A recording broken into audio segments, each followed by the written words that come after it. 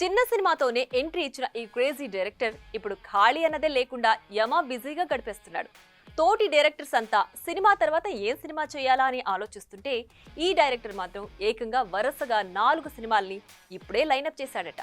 అయితే అవన్నీ భారీ బడ్జెట్ సినిమాలే కావడం ఇక్కడ విశేషం. ప్రశాంత్ నీల్ ఉగ్రంతో పర్లేదనిపించిన ఈ క్రేజీ క్రియేటర్ ఆ తర్వాత వచ్చిన కేజీఎఫ్ తో ఒక్కసారిగా టాక్ ఆఫ్ ది ఇండస్ట్రీ అయిపోయాడు. ఇక అదే ఫ్రాంచైజీలో వచ్చిన కేజీఎఫ్ 2 ప్రభాస్ తో తీసిన సలార్ సినిమాలు ఏ రేంజ్ సక్సెస్ కొట్టాయో తెలిసిందే.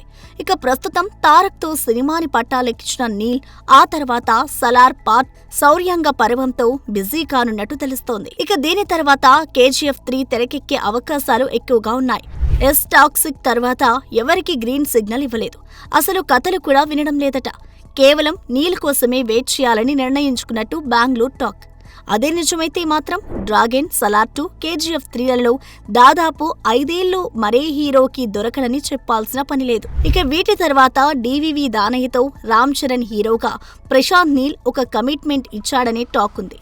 అయితే అది ఎంతవరకు నిజమో మేకర్సే బయట పెట్టాలి. ఇలా ఈ కమిట్మెంట్స్ తోనే ఊపిరి సలపనంత బిజీగా ఉండడం వల్లే బాలీవుడ్ నుంచి ఆఫర్లు వస్తున్నా వద్దనేస్తున్నాడట ఈ టాప్ డైరెక్టర్. మొత్తానికి చేసిన 4 సినిమాలతోనే ఇంత క్రేజ్ కొట్టేసిన ఈ స్టైలిష్ డైరెక్టర్ రాబోయే సినిమాలతో ఇంకెంత అలరిస్తాడో వేచి చూడాలి. For more videos like this, subscribe Big TV channel.